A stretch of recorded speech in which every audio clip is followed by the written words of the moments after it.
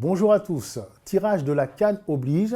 La semaine dernière, je vous avais parlé de l'équipe nationale du Sénégal, qui fait partie des favoris pour moi de la prochaine CAN. Là, j'ai envie de vous parler du pays hôte, dernier demi-finaliste du dernier mondial. Ça vous place quand même une équipe, et qui fait effectivement, de par son effectif et de par la qualité de son entraîneur, Regragui, partie des favoris pour la CAN qu'elle organise. Donc, on va essayer de détailler un peu ce qu'est cette équipe du Maroc. Donc déjà, ce qui est important, ce qu'il faut savoir, c'est une sélection, c'est quelques rassemblements dans une année. Vous n'avez pas le temps de travailler au quotidien les complémentarités entre les joueurs. Alors encore plus que dans une équipe de club, je pense qu'il vous faut vraiment dégager une ossature de 8, 9 titulaires inamovibles et après laisser quand même une ouverture pour 2-3 places. Et effectivement avoir dans vos têtes le groupe de 30. Je pense que c'est ce qu'a mis en place Regragui. Sur leur dernier match à la CAN, je parle, Côte d'Ivoire, où ils ont été éliminés malheureusement contre l'équipe de l'Afrique du Sud, on va voir quelle était cette équipe.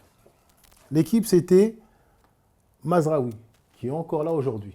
Sur leur dernier match au Gabon, c'est lui qui a joué. Sur le côté droit, Hakimi, qui est encore là aujourd'hui. Dans l'axe, Aguerd. Derrière, Bonou. Au milieu de terrain, Amrabat et Ounahi. Devant El Nesseri et El Zazouli. Donc, il reste encore quelques places à prendre. Ils sont deux à se discuter une place auprès de Aguerd dans cette charnière centrale.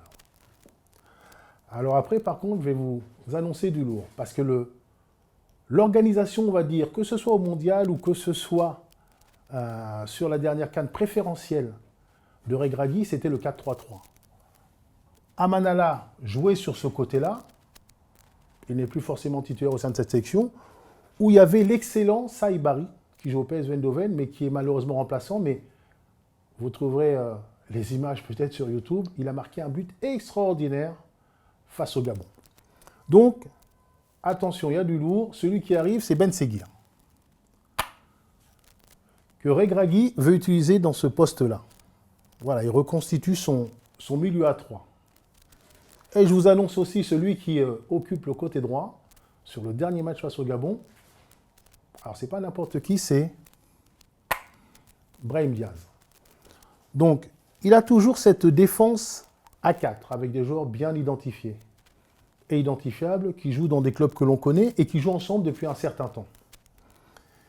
Il a Amrabat qui est son pilier, voilà, qui est un peu son coffre-fort, celui qui protège un peu l'axe et qui vient des fois ici pour demander le ballon entre les deux stoppers, pour sortir les premiers ballons. Contre le Gabon, il a démarré comme ça, parce qu'il veut essayer de mettre Ben Seguir un petit peu plus bas pour qu'il sorte du marquage et qu'il ait un peu plus de temps de s'organiser. Il a fait ça pendant 25 minutes contre le Gabon. Ce n'était pas une franche réussite, ils ont d'ailleurs pris un but. Bon, après, ils se sont quand même bien repris. Et après, il est repassé avec 2 essuie-glaces devant sa défense et il a positionné Ben Seguir en 9,5. Ce qui prouve qu'il cherche, ce qui prouve qu'il cogite pour trouver la parade ou pour trouver les formules idéales. Parce que lors de la dernière CAN, effectivement, privé de Ziyech, qui avait été très bon sur la dernière CAN, il avait été très bon Ziyech sur ce côté droit en combinant avec Hakimi, en combinant avec Ounahi. Maintenant, cette équipe, sa force, c'est quoi? Alors, sa force, c'est quand même sa qualité individuelle. Parce que devant, ils ont des joueurs, effectivement, que pas mal de sélections, et pas forcément que des sélections africaines, aimeraient bien avoir. Un joueur comme Ben Seguir, c'est du top niveau, c'est Ligue des Champions. Il est là. Un joueur comme El Zazouli, effectivement, il joue au Betis, il avait tendance à trop jouer pour lui, notamment lors du dernier mondial et lors de certaines entrées en jeu. Maintenant, ces dribbles servent au collectif. Et là, il y a une concurrence entre El Kaabi et El Nesseri. On ne sait pas qui sera l'avant-centre, tout du moins moi je ne le sais pas, peut-être que Regragui le sait, qui sera l'avant-centre de cette sélection. Donc, il a cette possibilité de jouer en 4-2-3-1, et si jamais le besoin se fait sentir de créer un peu plus de jeu, ou d'avoir un joueur en plus pour ressortir le ballon, il peut mettre Ben Seguir sur ce côté-là, Amrabat en sécurité, Et Ounahi, qui d'ailleurs fait des très bons matchs en sélection sur ce poste de milieu côté droit, sur le côté droit pour combiner avec éventuellement Hakimi et éventuellement Brahim Diaz. Donc c'est un trio très très fort. Derrière, dans l'axe, il a des joueurs aussi aguerris au plus haut niveau. Aguerre, qui est le patron de cette charnière centrale. Le dernier match, il a fait jouer Carcasse. Je ne sais pas si je le prononce bien. Mais on ne sait pas qui va accompagner. Ce sera le joueur le plus complémentaire qui accompagnera Aguert. Et puis derrière, il a une vraie valeur sûre avec Bounou. C'est pour vous dire que, au-delà de... Bon, il y a eu un petit raté sur la dernière CAN. Au-delà de la CAN qu'ils organisent à domicile, j'ai parlé de tous les atouts qu'ils pouvaient avoir avec le public, voilà, qui va être un peu le 12e homme. Je pense que cette équipe, tout comme l'équipe du Sénégal et d'autres équipes dont on aura à reparler, d'autres nations africaines, elles se doivent d'être ambitieuses déjà sur le continent, mais elles n'ont pas de complexe à faire au niveau mondial. Parce que cette équipe, elle est calibrée pour être performante, que ce soit, et elle l'a montré lors du dernier mondial, sur une CAN et sur un mondial. Alors après, je ne vous ai même pas parlé des éventuels remplaçants, parce que remplaçants, il y a Sofiane Diop qui est à Nice, qui monte en puissance, il y a Saïbari du PSV Eindhoven, il y a d'autres joueurs peut-être, et j'en oublie, mais ils ont un effectif de 17-18 joueurs identifiables, voilà, qui jouent dans leur club et qui amènent cette plus-value à leur sélection.